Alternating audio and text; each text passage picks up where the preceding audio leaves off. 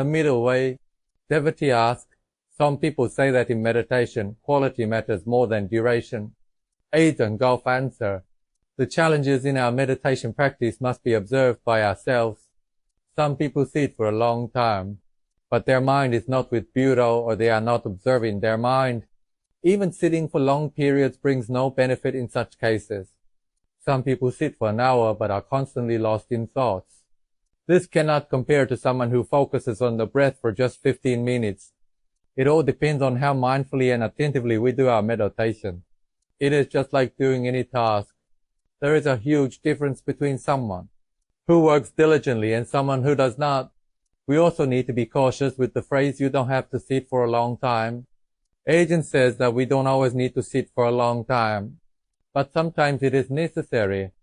Sometimes when we hear, you don't have to sit for a long time, it becomes an excuse for our defilements. Sometimes we sit for just a short while and already feel uncomfortable. Then we think the Buddha taught us the middle way. But in reality, this is just the defilements manipulating us. The Buddha spoke of the middle way, but we end up following the defilements. Middle way instead. The true middle way means that if our defilements are still coarse, we need to put in more effort to counter them. It is like being in debt. If you owe a lot of money, you can't just work as usual, earning a little each week. You need to take on heavier work.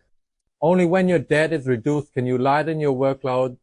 We should not use the Buddha's teaching of the middle way as an excuse for laziness, where our middle way ends up being the pillow. The pillow won't complain no matter how long we sleep. When the sun rises, we grumble. Why did the sun rise so fast?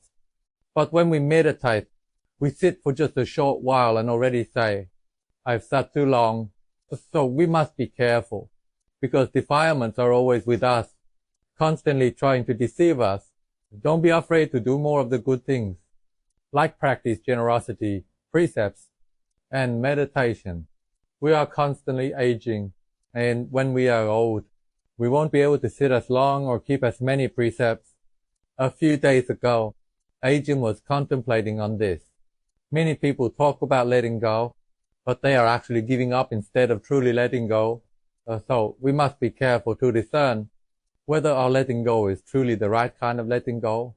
Is our middle way the middle way of defilements, or the middle way of the Dhamma,